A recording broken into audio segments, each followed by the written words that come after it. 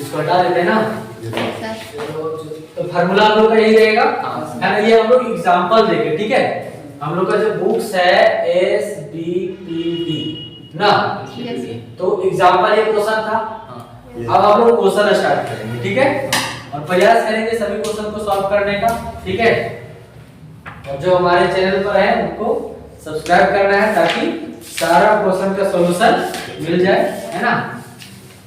चलिए, और बहुत ऑलरेडी तो वीडियो बना हुआ है, हर एक क्लास का बना हुआ है, नहीं टोटल क्लास का बना हुआ है। लगभग कितना बना हुआ है, 201 वीडियो हो चुका है, ठीक है। और हम लोग का टारगेट है कि 1000 वीडियो अपलोड कर दे ताकि सबको सुविधा हो जाए, है ना। 1000 वीडियो, और लगातार हम लोग काम कर ही रहे हैं।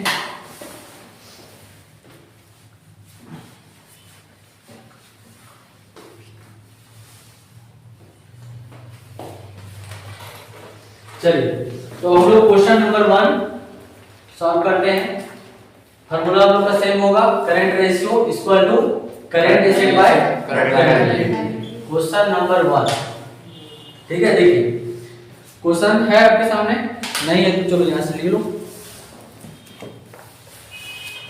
ये बताओ क्वेश्चन,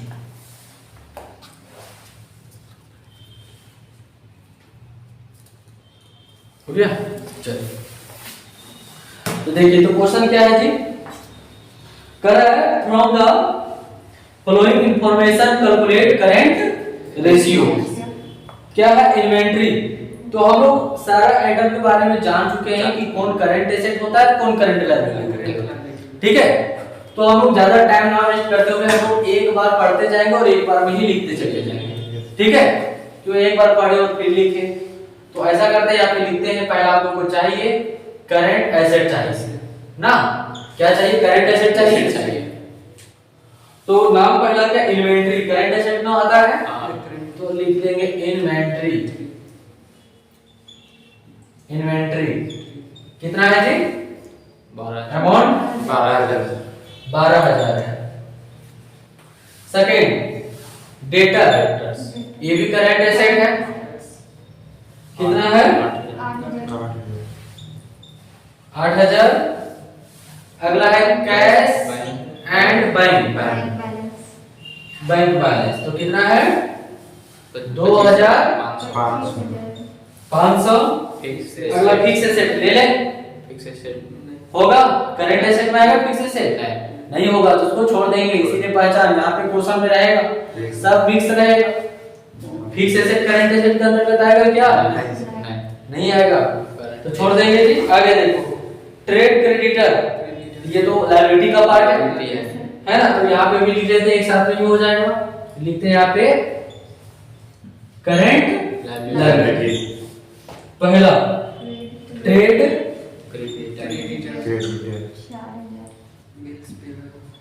क्रेडिटर कितना है 4,000।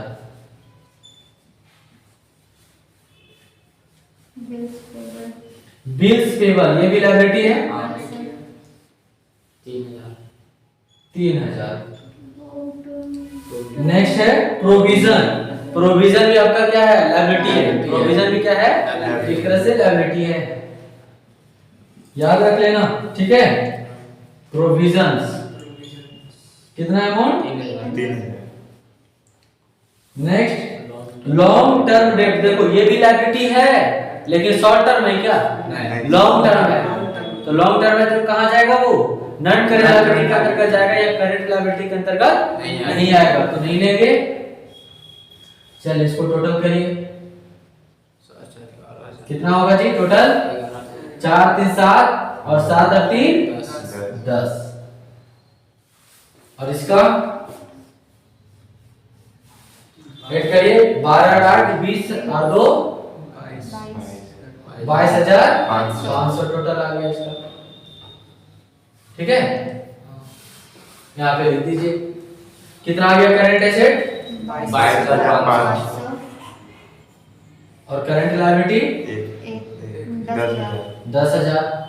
ये 2 जीरो काट दिए है ना, और पूरा यदि काटते हैं तो 2 के बाद लगेगा, यानी कितना आएगा 2.25 और 1, ये आंसर होना चाहिए। क्या आ गया? तो पहला क्वेश्चन सॉल्व हो गया। चलिए अब जो हम लोग का अलग है पढ़ना, ठीक है, दो पार्ट हम लोग लिखे थे शायद, देख लो, दो पढ़ना है ना। पहला था करंट रेशियो और सेकंड लिक्विडिटी रेशियो, जिसको नाम था क्या? Quick ratio. तो सबसे पहले ये जानना पड़ेगा, क्योंकि वहां पे फार्मूला क्या हो जाएगा। चलो इसको हटा दे, क्विक कर लो फटाफट, बता ही देते हैं, साथ में हो जाएगा।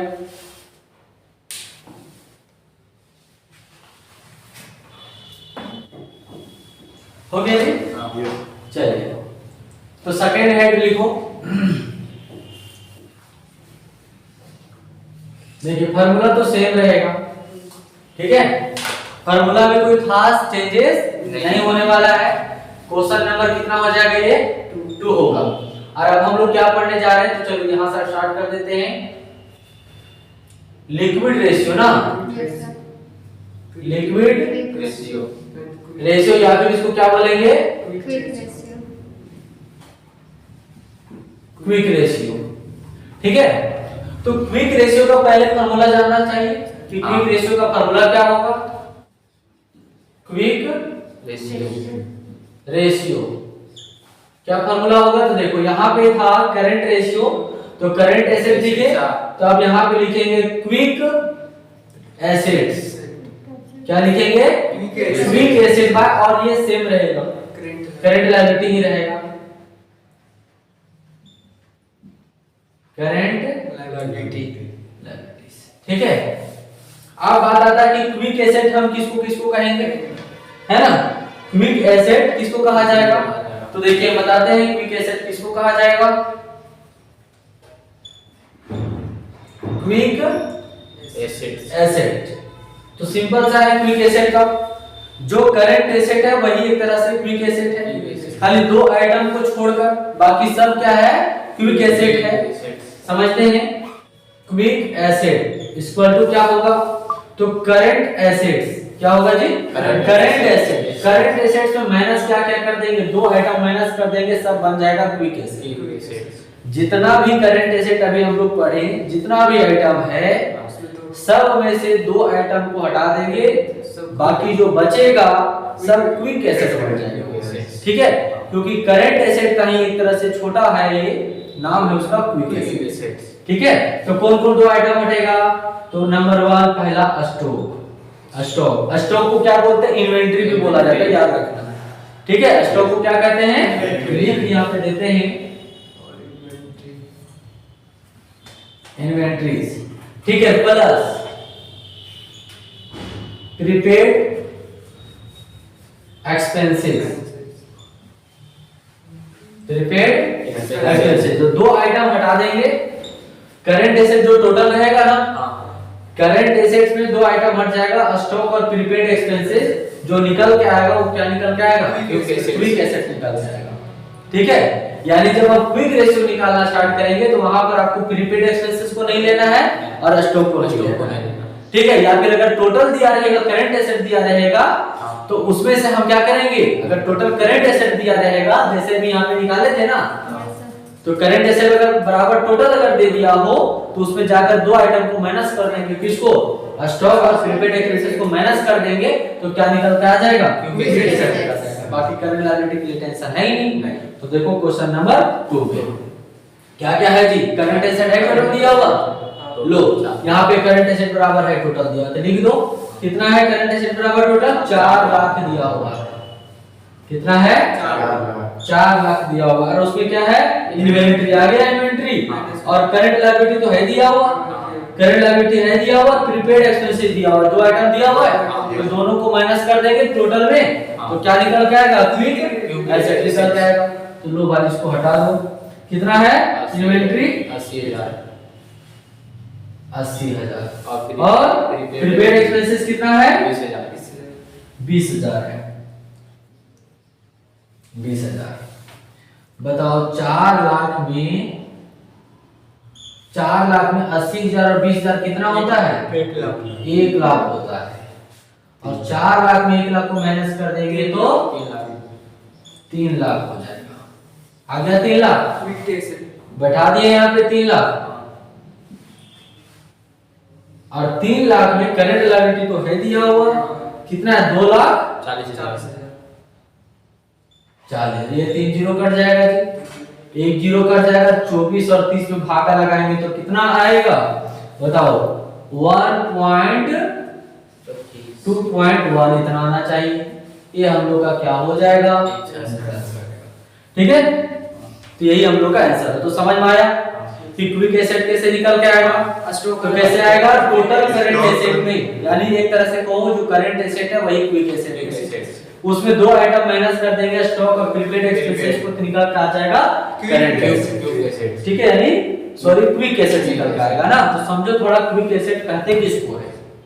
अभी क्या बता रहे थे, करंट एसेट किसको कहा गया था, जो 1 साल के अंदर कन्वर्ट हो जाए, 1 साल के अंदर जो कन्वर्ट हो जाता है कैश में, उसको हम लोग एक तरह से करंट एसेट कहते हैं। तो उससे भी जल्दी जो कन्वर्ट हो जाता है ना, मतलब 1 साल में जो कन्वर्ट होने वाला आइटम है उससे भी पहले और जो कन्वर्ट हो जाता है उसी को क्या बोलते हैं, क्विक एसेट बोलते हैं। क्विक मतलब नहीं सुनने से लग रहा है ऐसा कि तुरंत, जल्दी, फास्ट, है ना।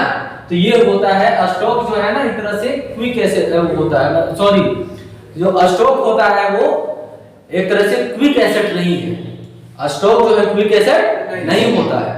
बाकी जितना भी एसेट था ना, वो कैश हो गया और क्या क्या कैश हो गया, डेटर हो गया, ये सब क्या है तुम्हारा क्विक एसेट है। लेकिन जो स्टॉक और प्रीपेड एक्सपेंसेस है वो क्विक एसेट नहीं है। इसका आपका लॉन्ग टर्म जो टाइम है वो उतना ही टाइम में क्या होगा, ये खत्म होगा। जैसे स्टॉक आप सामान ले आए तो इतना जल्दी नहीं है कि तुरंत खत्म हो जाएगा, है कि नहीं, इसका एक टाइम पीरियड लगेगा, लेकिन तुरंत कन्वर्ट कैश में नहीं हो पाता है, ठीक है। और प्रीपेड एक्सपेंसेस भी उसका जो प्रीपेड एडवांस आप कर दिए हो उसका एक फिक्स टाइम में ही कैश में कन्वर्ट होगा, इसीलिए वो तुरंत कैश में कन्वर्ट नहीं होगा। बाकी आइटम जो है क्विक कन्वर्ट हो जाता है, इसीलिए करंट एसेट में से ये 2 आइटम को हटा दिया जाता है, बाकी सब है सो क्विक एसेट होता है, ठीक है, ठीक है। तो क्विक एसेट आज हम लोग देख लिए, ठीक है। हम लोग नेक्स्ट क्लास में हम लोग नेक्स्ट हेड को देखेंगे, ठीक है, या फिर नेक्स्ट क्वेश्चन।